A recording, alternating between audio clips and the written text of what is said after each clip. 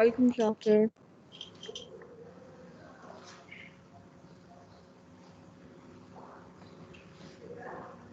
हाँ जी, आप लोगों ने वैसे रीडिंग स्टार्ट की है? कितने चैप्टर्स हम लोग पढ़ चुके हैं? कोई इश्यू आया हो? No sir. इजी है।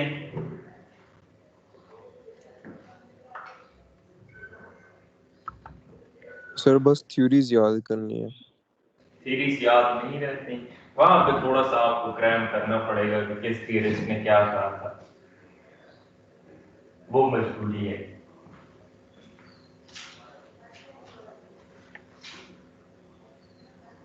चैप्टर 8 कल हमने स्टार्ट किया था, हमने कहा था चैप्टर 3 2 1 फिर 8 लीडरशिप। इसके बारे में कल हमने देखी थी कि ट्रेड थ्योरी क्या है।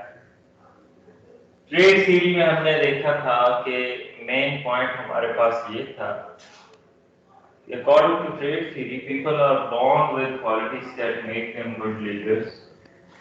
Leadership is not a skill that can be learned or developed through the course of life. हमने कहा था कि ये सबसे बड़ा ड्रॉबैक है इस थ्योरी का, कि ये लीडरशिप को एक इननेट क्वालिटी बताकर कई लोगों को इस लीडरशिप की क्वालिटी की अचीवमेंट से महरूम कर देता है, ये बात कहते हैं। और हमने उसमें देखा था कि उस थ्योरी में उसने कुछ ट्रेड्स बताए जो कि अच्छी लीडरशिप में या अच्छे लीडर में होते हैं, और वो ट्रेड्स कौन से थे? वो ऐसे ट्रेड्स थे जो कि हम किसी हीरो में या किसी परफेक्ट मैन में या किसी ग्रेट मैन में एज्यूम करते हैं। हमने वैसे उन पे जनरली बात की, तो हम जनरली भी वही ट्रेड्स लिखे हमने जो कि थ्योरी में लिखे हुए, तो काफी जनरल किस्म के ट्रेड्स उसमें बयान किए गए थे। फिर हमने कहा कि आप देखते हैं, उसके बाद जो हमने लीडरशिप की थ्योरीज देखना स्टार्ट की, स्टाइल थ्योरीज। स्टाइल थ्योरीज में हमने कहा कि हमारा फोकस होगा कि हमारे जो लीडर्स होते हैं उनका टास्क बिहेवियर कैसा होता है। ट्रेड थ्योरी में था कि लीडर्स में क्या क्वालिटीज होती हैं। स्टाइल थ्योरीज में आएगा कि लीडर्स का टास्क रिलेटेड बिहेवियर कैसा होता है, पीपल रिलेटेड बिहेवियर कैसा होता है, उस बेस पे क्या लीडरशिप स्टाइल्स है। तो कल इस पे हमने पहली स्टडी देखी थी जिसमें हमने लिपिड एंड वाइट को पढ़ा था। आई थिंक बिल्कुल लिपिड और वाइट के हमने लीडरशिप स्टाइल्स पढ़े थे, जिसमें हमने 3 लीडरशिप स्टाइल देखे थे, डेमोक्रेटिक, लेसिस्टर और एक हमने देखा था डिक्टेटरशिप। तो उसमें या ऑटोक्रेटिक लीडर, उसमें हमने क्या फिर बेटा डिसाइड किया, हमने नहीं किया, लिपिड और वाइट ने क्या डिसाइड किया, उनकी स्टडीज में शो किया कि सबसे ज्यादा एफिशिएंसी जो नजर आई, क्वालिटी वर्क नजर आया और टीम वर्क नजर आया, और डेमोक्रेटिक लीडरशिप में था। तो लिपिड एंड वाइट के मुताबिक best leadership style democratic style. अब हम थोड़ा बात को आगे बढ़ाते हैं, फर्दर थ्योरीज की तरफ चलते हैं कि वो क्या कहते हैं।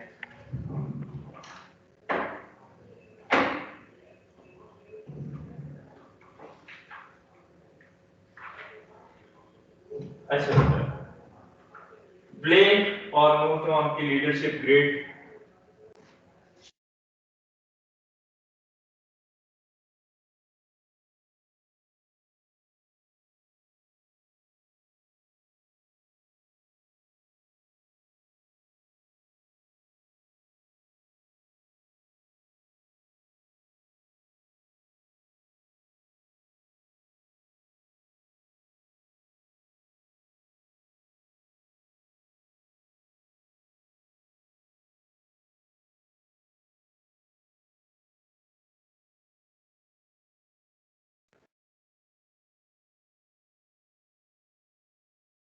आवाज आ रही है अब?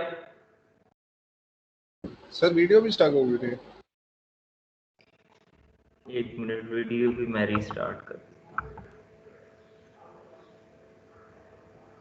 आ गई वीडियो? Yes sir. अच्छा, तो मैं कह रहा था कि अब हम ब्लेक और न्यूट्रॉन्स की लीडरशिप ग्रेड की बात करते हैं। इन्होंने लीडरशिप स्टाइल्स हमें बताया कुछ, और इन्होंने ये लीडरशिप स्टाइल्स डिफाइन कैसे किए। इन्होंने कहा देखिए जी लीडर के दो ही काम होते हैं, लीडर में दो ही क्वालिटीज होती हैं, दो मेन कैरेक्टरिस्टिक्स होती हैं। एक कंसर्न फॉर टास्क, कि उसमें कंसर्न फॉर टास्क कितना है, दूसरा कंसर्न फॉर पीपल कितना है।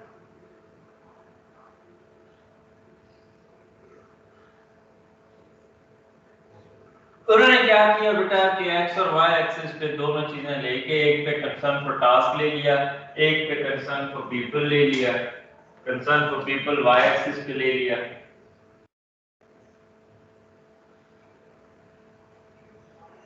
यहां पे कंसर्न फॉर टास्क ले लिया।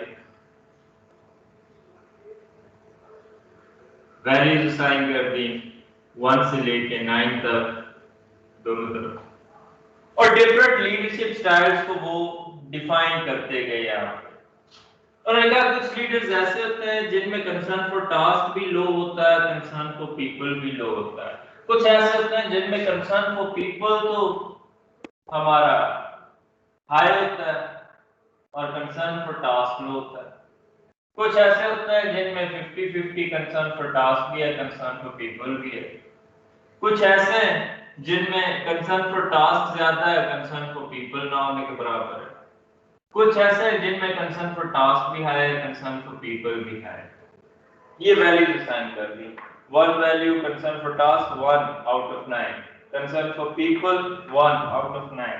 तो low concern for task, low concern for people. इधर देखें तो फिर उसने क्या किया, concern for task low, concern for people high. इस हिसाब से उसने 5 मैनेजमेंट स्टाइल्स या लीडरशिप स्टाइल्स यहाँ पे प्लेस किए, बेटा इंट्रोड्यूस करा, इनको नाम दे दिया। ये जो 1-1 है इसको इसने कहा इम्पॉवरिश्ड स्टाइल, इम्पॉवरिश्ड स्टाइल।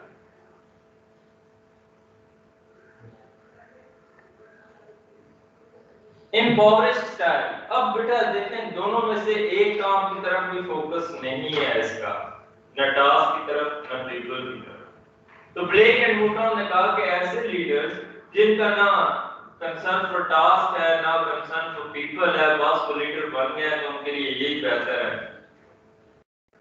उनके लिए अपना फायदा ही है कि वो लीडर्स हैं, ना तो वो काम करा रहे हैं ना वो टीम में कोई रिलेशनशिप टीम के बिल्ड कर रहे हैं। तो इनके मुताबिक these are the worst type of leaders, worst. फिर कुछ जिसमें उन्होंने कहा कि हमारे पास कंसर्न फॉर टास्क लो है, कंसर्न फॉर पीपल हाई है, इनको भी एक नाम दे दिया। इनको क्या नाम दिया था, कंट्री क्लब स्टाइल।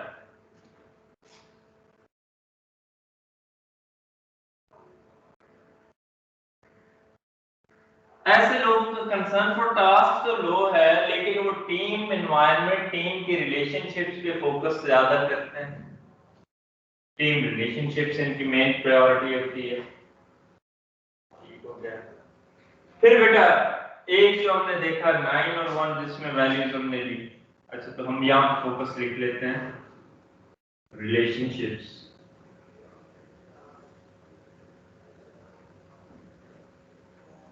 फिर बेटा हम लिख लेते हैं कि जो उसने कहा कि कंसर्न फॉर टास्क 9 और concern for people low, concern for task है, concern for people low.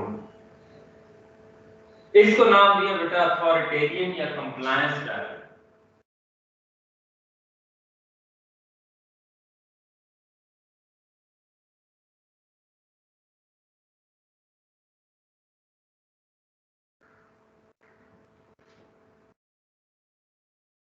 Authoritarian या कंप्लायंस स्टाइल। इसमें लिटिल कंसर्न फॉर पीपल है बेटा, कंसर्न फॉर टास्क हाई है, स्ट्रिक्ट मैनेजर्स होते हैं ये।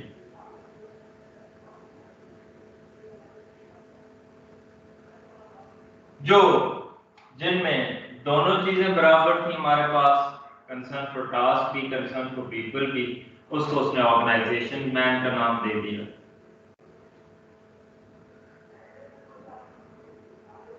ऑर्गेनाइजेशन मैन या middle of the road style भी इसे कहा। एक मिनट, ऑर्गेनाइजेशन मैन इसी ने एक नाम दिया था।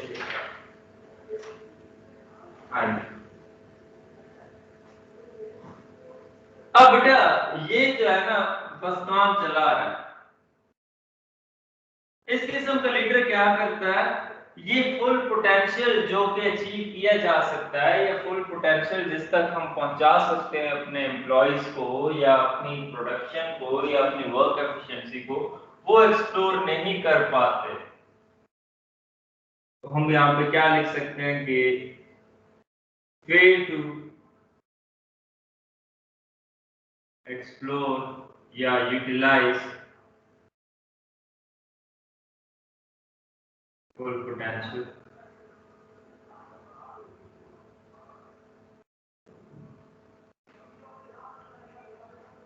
फिर हमारे पास रह गए जिनमें कंसर्न फॉर टास्क भी है, कंसर्न फॉर पीपल भी है।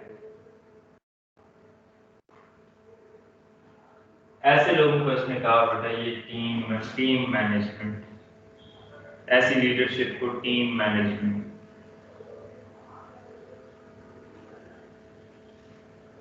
Team management, concern for people भी है, कंसर्न फॉर टास्क भी है।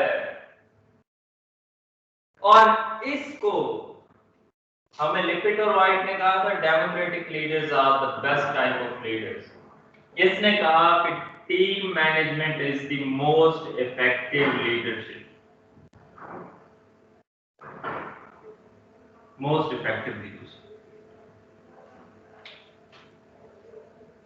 ये बेटा, तो अभी तक हमने जो थ्योरीज पढ़ी, ट्रेड में हमने ट्रेड्स पढ़े, लिपिट और वाइट ने 3 लीडरशिप स्टाइल पढ़े, अथॉरिटेरियन, डेमोक्रेटिक और लाइसेंस। यहाँ पे हमने 5 पढ़े, इम्पॉवरिश, कंट्री क्लब, अथॉरिटेरियन या कंप्लायंस, ऑर्गेनाइजेशन मैन या मिडिल ऑफ द रोड, और एक हमारे पास है टीम मैनेजमेंट लीडरशिप। अब बेटा ये थ्योरी अगर पूछेगा तो इस पे तो सारा वो थ्योरेटिकल पूछेगा कि हाँ जी इन लीडरशिप स्टाइल्स कैनन एलिस ने, ब्लेक और मोटोर ने जो दिए थे उनको एक्सप्लेन करें। जो आपके पास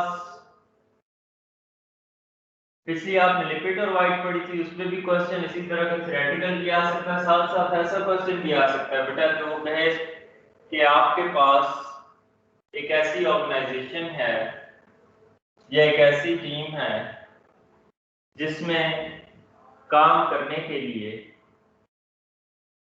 आपको हाई क्वालिटी पे फोकस करना है उस टीम के परफॉर्मेंस में, रिलेशनशिप्स अच्छे बिल्ड करने,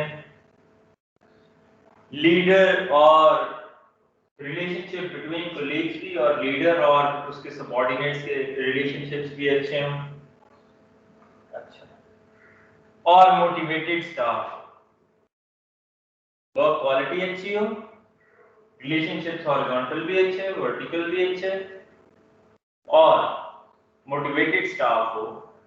ऐसे ऑर्गेनाइजेशन या ऐसे प्रोजेक्ट के लिए लिपिट और वाइट के लीडरशिप स्टाइल्स में से आप कौन सा चूज करेंगे और उस स्टाइल की क्वालिटीज बताएं। हाँ जी, कौन सा चूज करेंगे लिपिट और वाइट के मुताबिक, उसके जो 3 स्टाइल्स।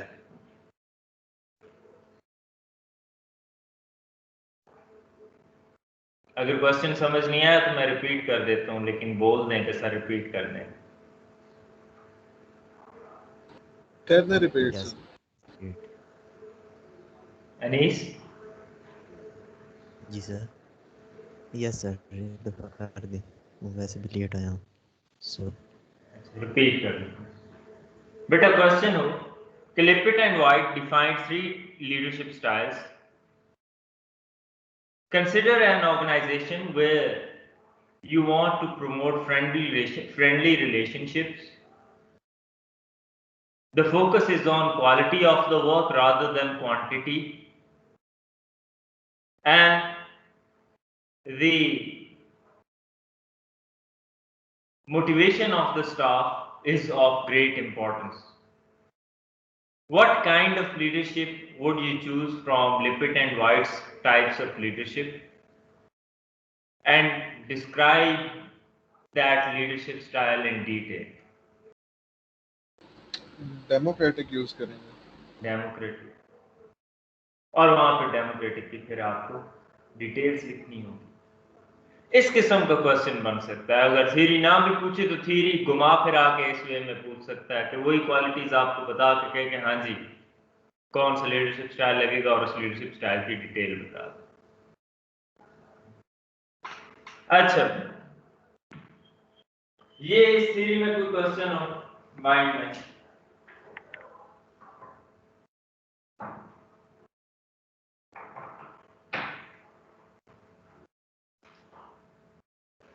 No sir.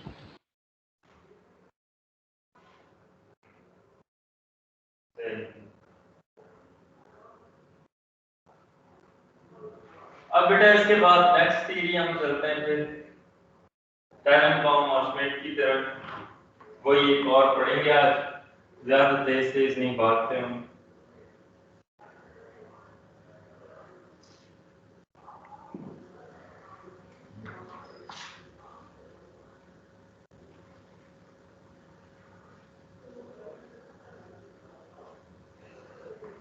सबसे लेंथी चैप्टर्स यही दो हैं, चैप्टर 8 और चैप्टर 7. जब ये दोनों हो गए तो पीछे काम ही कोई नहीं रहना.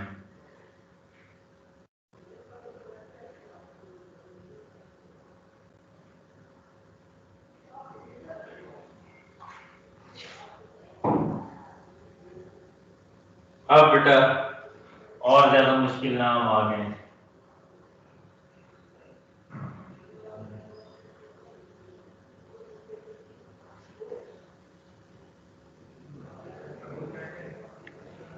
ये बेटा आपके पास फिरिस्ट है. इन्होंने कौन सी थ्योरी दी? Continuum of leadership.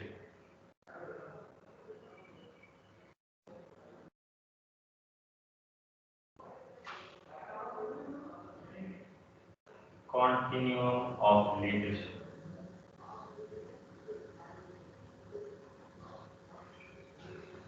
बेटा इससे पहले ये सोचा जा रहा था कि लीडरशिप, ये लीडर की एक ही नेचर होती है. और ये बताया जा रहा था कि डिफरेंट थ्योरीज ये कह रहे थे कि ये लीडरशिप स्टाइल बेस्ट है और ये लीडरशिप स्टाइल बेस्ट है. हम अगर देखें तो हमें लिपिड और वाइट ने डेमोक्रेटिक के हक में ले गया. हमें ये जो अभी हम लोगों ने बेटा पढ़ी ब्लेक और मूटॉन ने, इन लोगों ने हमें टीम मैनेजमेंट की तरफ ले गए. लेकिन क्या एक ही लीडरशिप स्टाइल फिक्स होता है? इन दोनों ने कहा नहीं, लीडरशिप स्टाइल चेंज होते हैं टास्क की बेस पे भी, टाइम के साथ साथ भी, स्टाफ की नेचर की बेस पे भी. इन्होंने कहा कि लीडर एक स्टाइल से शुरू होकर दूसरे स्टाइल तक मूव करता रहता है. दरम्यान में कई स्टेजेस आती हैं.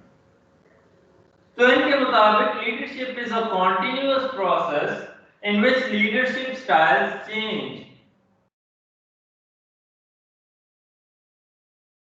change from time to time.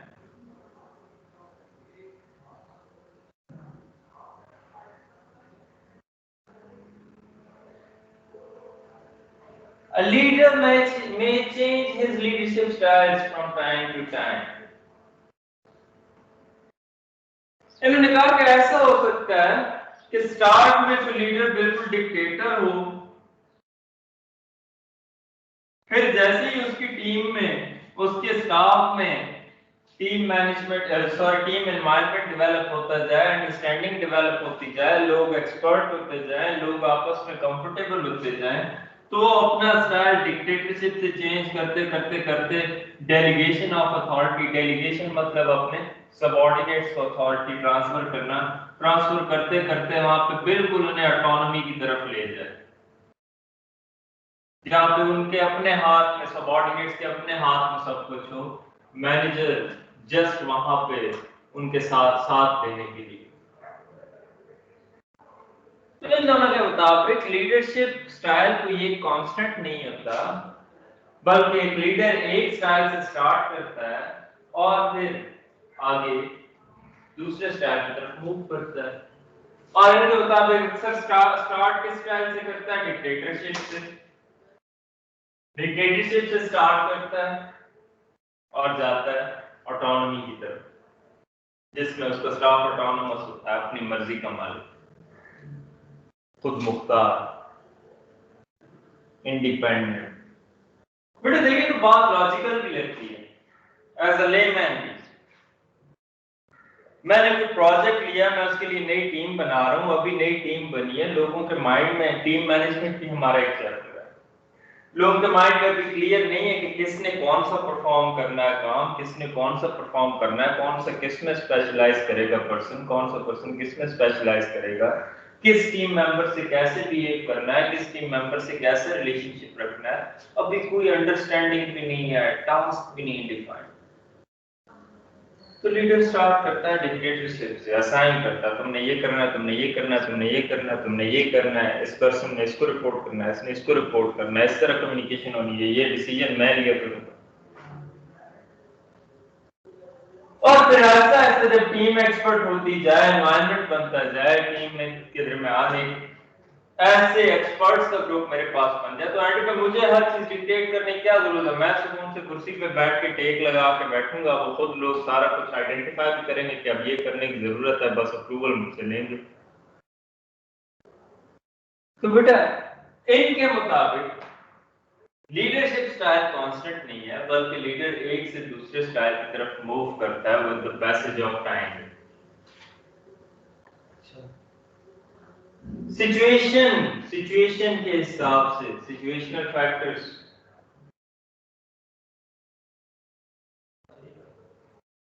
Leader कितनी अथॉरिटी यूज कर रहा है, यहां पे हाईएस्ट, यहां पे लोएस्ट, उसकी टीम के पास कितना फ्रीडम है, यहां पे लोएस्ट, यहां पे हाईएस्ट। तो कहता है लीडर का लेवल ऑफ अथॉरिटी और टीम का लेवल ऑफ फ्रीडम ये चेंज होते हैं वक्त के साथ साथ। स्टार्ट में जब वो डिक्टेटर है, सारी अथॉरिटी उसके पास, टीम के पास फ्रीडम नहीं। एंड में जहां उसने ऑटोनॉमी दे दी है, सारा फ्रीडम टीम के पास, अथॉरिटी वो यूज ही नहीं कर रहा, वो अथॉरिटेटिव हुई नहीं है। ये कॉन्टिन्यूम इन लोगों ने दिया, और इस कॉन्टिन्यूम की बेस पे बेटा इन लोगों ने आपको माशाल्लाह से 7 लीडरशिप स्टाइल दिए, जिसको आगे हर थ्योरिस्ट रगड़ा लगा के नाम चेंज करके सेम बातें रिपीट करता रहेगा। अब वो 7 लीडरशिप स्टाइल्स कौन से हैं?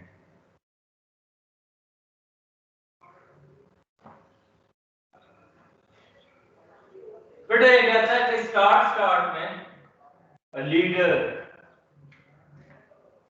tells,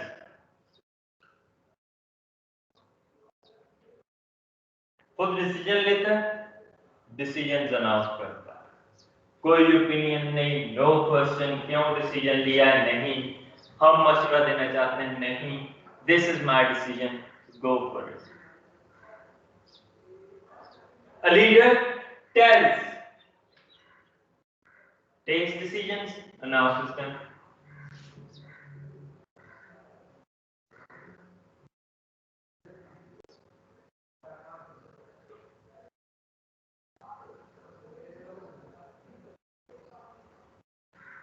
शॉर्ट क्वेश्चन आ जाए अगर 2 मार्क्स का, क्वेश्चन क्या हो कि there is a team freshly formulated, these people have not worked with each other previously, the level of skill of these employees, these team members is low. According to Canva Management leadership styles, what kind of a leader would you assign to such a team? A leader who tells. क्यों? अभी team में कुछ defined नहीं है, decision लेना leader का काम है, वरना काम शुरू ही नहीं हो सकेगा।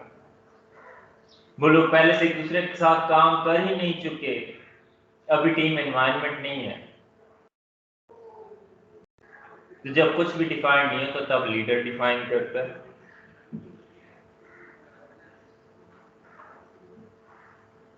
अच्छा जी, फिर कहता है कि स्टार्ट टेल से करता है। फिर उसके बाद दूसरी स्टेज कौन सी आती है उसके लीडरशिप स्टाइल की?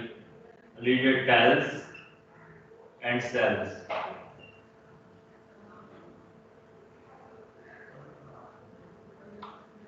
डिसीजन उसने खुद ले लिया।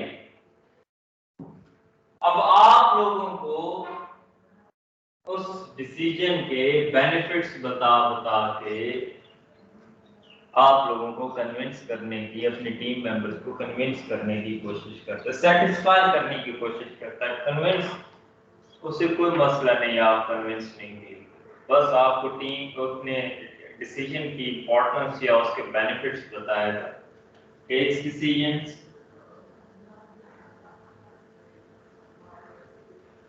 Explains benefits.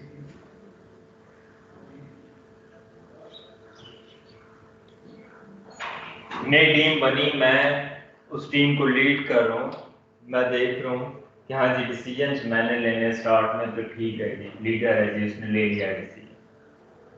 थोड़ा अरसा गुजरा, मैंने जब डिसीजन लिया, अनाउंस किया, तो साथ में उस डिसीजन के फायदे भी बताना शुरू कर दिए। क्यों? ताकि थोड़ा सा लेवल ऑफ ट्रस्ट बिल्ड करना शुरू कर दो। उन्हें पता चले कि ये चीज बंदा सिर्फ डिक्टेट नहीं कर रहा है, ये कुछ कर रहा है तो ये डिसाइड कर रहा है, तो क्यों कर रहा है, किस बेस पे कर रहा है, हमें वो भी पता चलता है। तो लीडर सेकंड स्टेज पे जा करता है, टेल्स एंड सेल्स। फिर क्या? Leader tells and talks.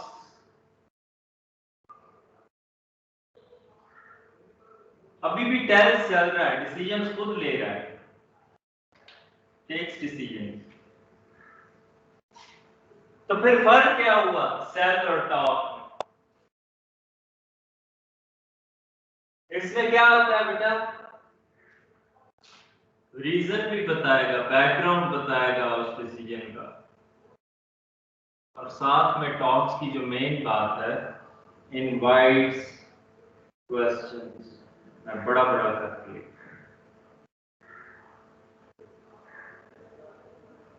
अपने डिसीजन से रिलेटेड क्वेश्चंस इनवाइट करता है, ताकि उसके एम्प्लॉयज को डिसीजन की बेहतर तौर पर समझ आ सके। दूसरी स्टेज पे तो जस्ट उसके फायदे बता रहा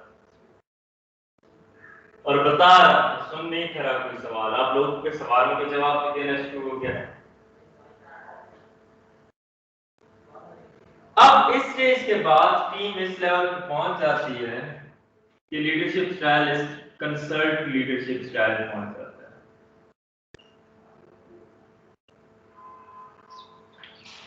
कंसल्टेशन में ये नहीं है कि उन्हें कह रहा है हाँ जी क्या डिसीजन लेना है, यहां पे वो खुद प्रोविजनल डिसीजन लेता है, फाइनल नहीं होता, प्रोविजनल होता है,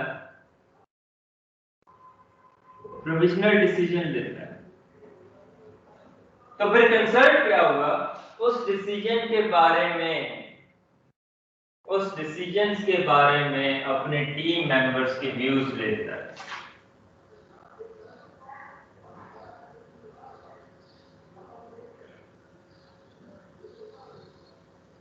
तो सर अगर वो व्यूज ले रहा है डिसीजंस के बारे में, अगर एम्प्लॉयज के व्यूज ऐसे आ रहे हैं कि उसे डिसीजन चेंज करना पड़े, तो क्या वो चेंज करेगा? हाँ हाँ जी, ये प्रोविजनल डिसीजन था, he may change his decision after consultation, after consultation.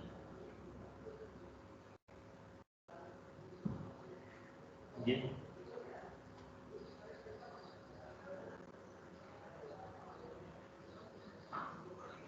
ठीक हो गया।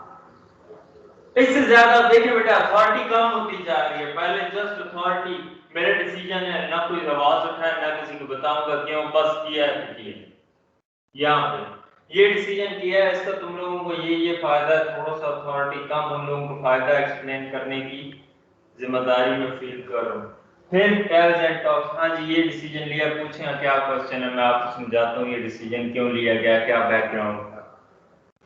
फिर कंसल्ट्स, मैं सोच रहा हूँ कि ये डिसीजन ले लिया जाए, मैंने ये डिसीजन लिया है, आप लोग बताएंगे ये डिसीजन सही है या गलत है। अगर आप लोग चाहते हैं कि ये डिसीजन चेंज किया जाए तो मुझे कन्विंसिंग डिसीजन बताएं।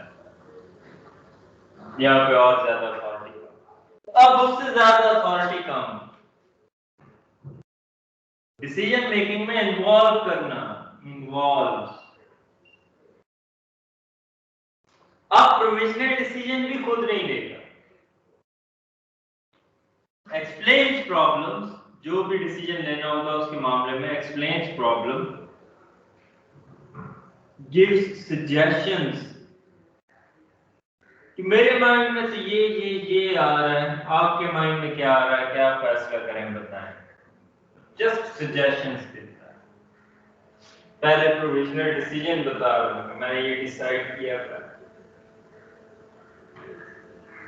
सारे लोग जब सजेशंस देते हैं, सारे लोग क्लोजली इन्वॉल्व होते हैं डिसीजन मेकिंग प्रोसेस में, तब जाके डिसीजन लिया जाता है। लेकिन ये स्टेज तब पहुंचेगी बेटा डिसीजन मेकिंग में, हम अपनी टीम को तब इन्वॉल्व करेंगे जब टीम का हमारी skill level of team is high.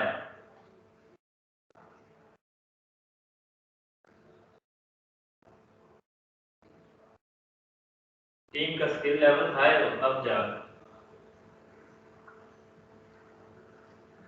तब जाके डिसीजन मेकिंग में उसकी इन्वॉल्वमेंट हमें लेनी चाहिए। वरना अगर मेरी टीम ही बिल्कुल, आजकल की स्लैंग में कहूं तो नूब है, तो उस नूब टीम को मैं अपने डिसीजन मेकिंग में इन्वॉल्व करके नुकसान ही करना है। तो बेटा अगर ये क्वेश्चन आ जाए कि आपने डिसीजन मेकिंग करनी है, आपके पास स्किल टीम है और डिसीजन मेकिंग में आपको कोई जल्दी नहीं है, तो आप टैनबॉम और श्मिट के जो लीडरशिप स्टाइल्स हैं उनमें से कौन सा स्टाइल चूज करेंगे? तो इन्वॉल्व्स, स्किल लेवल हाई, और दूसरी बात टाइम की लिमिट नहीं है हमारे पास। क्यों बेटा? इन्वॉल्वमेंट जहाँ पे होती है, सब लोगों का अग्रीमेंट जहाँ पे होता है, ज्यादा दिमाग जहाँ पे लगते हैं, तो वहां पे अग्रीमेंट पॉइंट पहुंचने पे टाइम लगता है जरा। अभी इतनी केमिस्ट्री नहीं है लोगों की कि वो जल्द से जल्द एक बात पे अग्री कर जाए ना, तो इसमें टाइम जरा ज्यादा लगेगा। इस बात को बेटा नोट कर लें कि टाइम इन्वॉल्व की स्टेज पे थोड़ा सा डिसीजन मेकिंग में ज्यादा लगता है। अच्छा ये तो 5 स्टाइल्स हो गए, हमने कहा था 7, इससे आगे और भी अथॉरिटी गिव अवे करता है। वो कैसे? इससे आगे अब और रह के गया सर लीडर ने और क्या करना है? The leader delegates.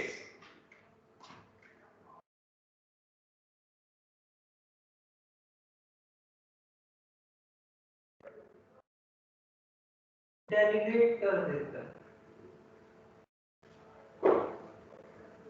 इन्वॉल्व में तो सजेशंस दे रहा था ना आप, नहीं, अब just explains problem.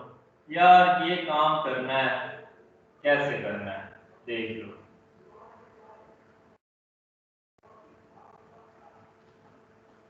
Just problem explain करता है। डिसीजन मेकिंग यहां पे कौन कर रहा है? Team decides.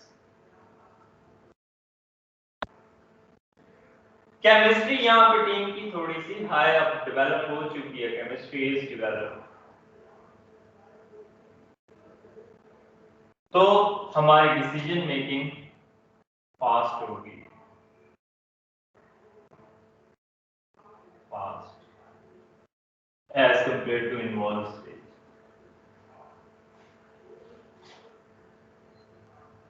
मैच्योर टीम होगी तभी डेलीगेट स्टाइल यूज किया जा सकेगा। मैच्योर टीम कौन सी होगी? जिसकी स्किल भी डेवलप्ड है, केमिस्ट्री भी डेवलप्ड है। इससे ज्यादा भी मैनेजर अपनी अथॉरिटी को रिड्यूस करता है। आखिरी जो हम लोगों ने स्टाइल पढ़ना है दोनों के मुताबिक जो था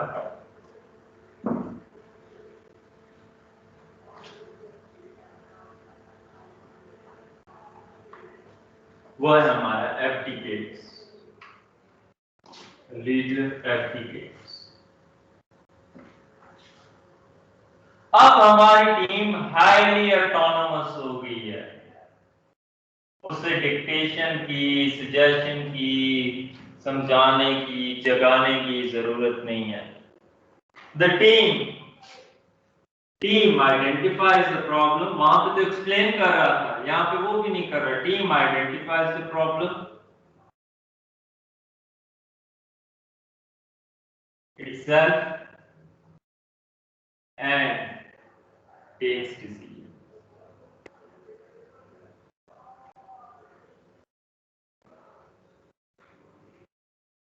हाईली ऑटोनोमस हो जाती है यहाँ पे team.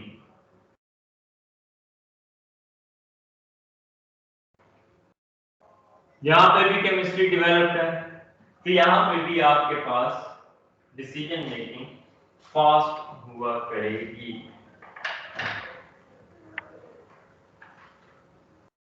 Aristotle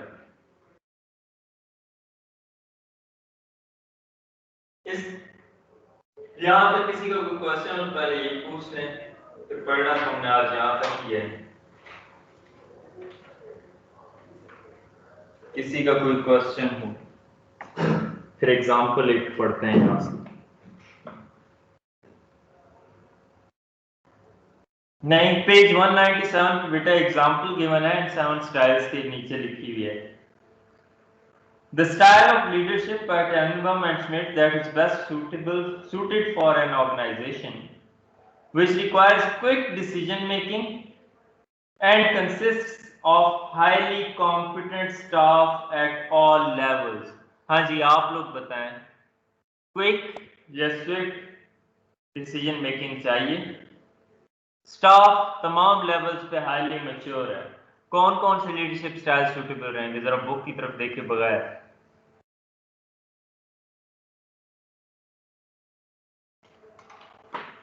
delegation, application, delegates और एप्लीकेशन। यहाँ पे टीम मैच्योर है, टीम में केमिस्ट्री डेवलप है, फास्ट डिसीजन मेकिंग होगी और हमारे पास एक रिलायबल डिसीजन मेकिंग होगी। That's it. क्लियर?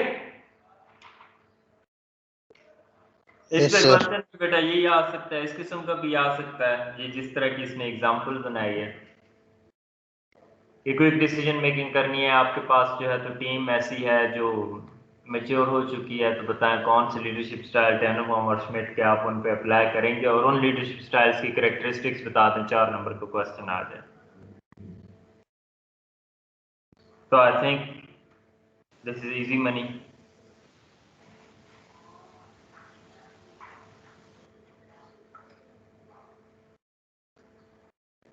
आज के लिए इतने,